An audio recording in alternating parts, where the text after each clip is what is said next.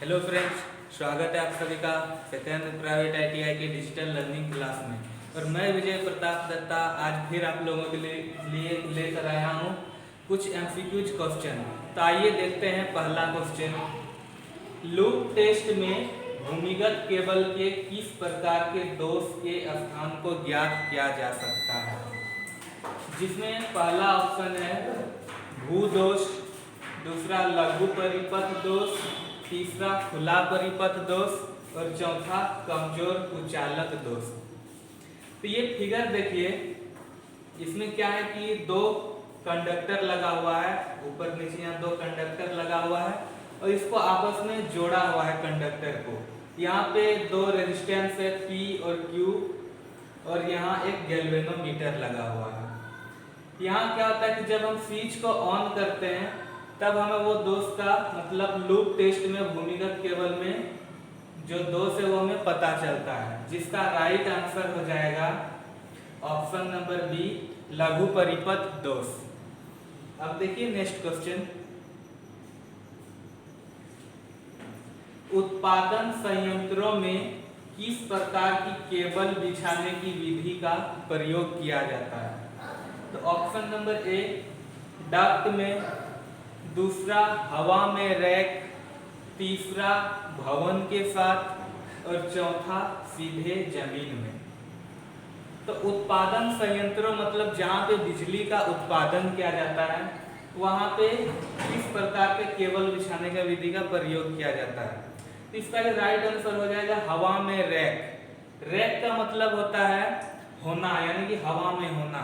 जैसे कि हम लोग के गांव में भी देखें जो पोल से जो तार गए हैं तो वो भी हवा में ही है, तो उसी टाइप का केबल बिछाने का प्रयोग किया जाता है उत्पादन संयंत्रों में। तो इसका राइट आंसर क्या हो जाएगा? ऑप्शन नंबर बी, हवा में रैक।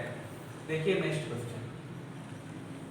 तांबे के परमाणु के आबंध चक्र में कितने इलेक्ट्रॉन होते हैं? तो ऑप्शन नंबर ए 1, बी 2, सी 8 और डी 18। तो इसके बारे में हम लोगों ने पहले भी चर्चा किया था। जो इसका एक फॉर्मूला होता है KLMN, जिनका मान होता है 2, 8, 18 और 32। तो तांबा का जो परमाणु संख्या होता है वो होता है 29 यानी 29। तो हम उसको फॉर्मूला में लगाएंगे तो क्या आ जाएगा? 2, 8, 18। 2, 8, 18 कितना हो गया? 28। बचा कितना? 1। तो वो इसका जो राइट आंसर हो जाएगा क्या? ऑप्शन नंबर ए यानी 1। देखिए नेक्स्ट क्वेश्चन। नियॉन लैंप में विद्युत धारा का प्रभाव क्या कहलाता है?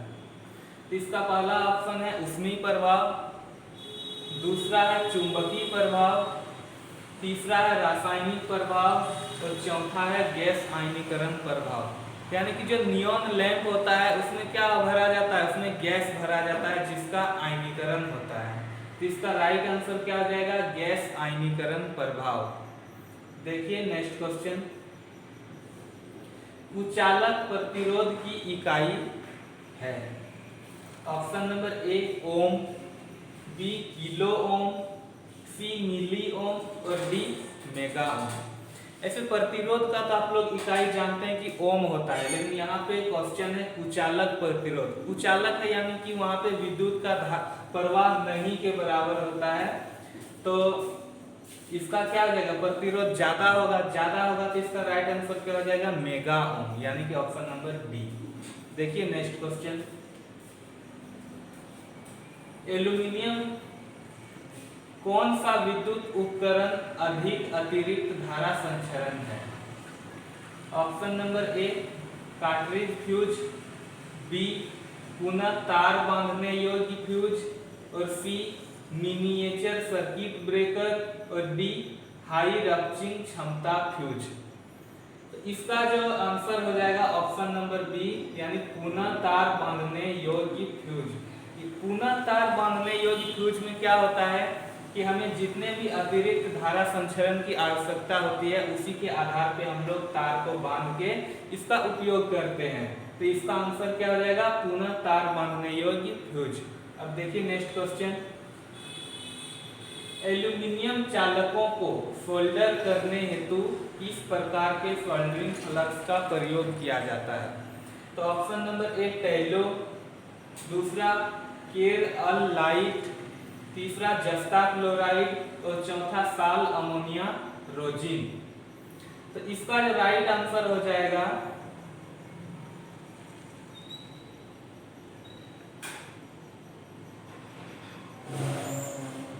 एल्यूमिनियम चालकों को सोल्डर करने हेतु किस प्रकार के सोल्डर फ्लक्स का उपयोग किया जाता है। इसका राइट आंसर जो हो जाएगा वो हो जाएगा केर अल लाइट, यानी एल्यूमिनियम चालकों को सोल्डर करने के लिए जो सोल्डरिंग फ्लक्स का उपयोग करते हैं उनका नाम क्या है, केर अल लाइट। अब देखिए नेक्स्ट क्वेश्चन, पिघले हुए सोल्डर को बार बार पिघलाने से क्या प्रभाव पड़ता है। पहला ऑप्शन है टीन का भाग कम हो जाता है, दूसरा है शीशे का भाग कम हो जाता है, तीसरा है स्लग को बनने से रोक देता है और चौथा है जोड़ों पर असमान बहाव। तो वो जो सोल्डर होता है वो एक तो टीन और शीशा का मिश्र धातु होता है, जो कि शीशा जो होता है क्या करता है, उसको कठोर बनाने में मदद करता है, और टीन जो होता है वो सॉफ्ट होता है। तो पिघले हुए सोल्डर को जब बार बार पिघलाते हैं तो क्या होता है, टीन का जो भाग होता है वो कम हो जाता है। तो इसका राइट आंसर क्या हो जाएगा, ऑप्शन नंबर ए, टीन का भाग कम हो जाता है। अब देखिए नेक्स्ट क्वेश्चन, कुचालक का क्या, केबल के पीवीसी कुचालक का क्या होगा यदि अत्यधिक धारा लंबे समय तक बहती रहे। तो पहला ऑप्शन है वोल्टेज पात बढ़ेगा, दूसरा है वोल्टेज ड्रॉप घटेगा, तीसरा है कुचालक प्रतिरोध बढ़ेगा और चौथा है कुचालक प्रतिरोध घटेगा। जब केबल की पीवीसी कुचालक का क्या होगा, यानी कि उसमें जब अत्यधिक धारा लंबे समय तक बहती रहे, तो इसका राइट आंसर हो जाएगा ऑप्शन नंबर बी, कुचालक प्रतिरोध घटेगा। अब देखिए नेक्स्ट क्वेश्चन, केबल बिछाने की कौन सी विधि संकीर्ण क्षेत्रों हेतु उपयुक्त है।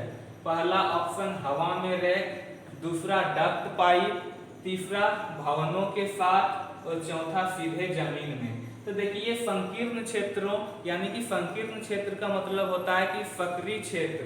तो सक्रिय क्षेत्र में जब हम केबल बिछाने का कौन सा विधि का उपयुक्त होता है, वो होता है डक्ट पाइप, यानी कि इसका राइट आंसर क्या हो जाएगा, option number B, duct pipe.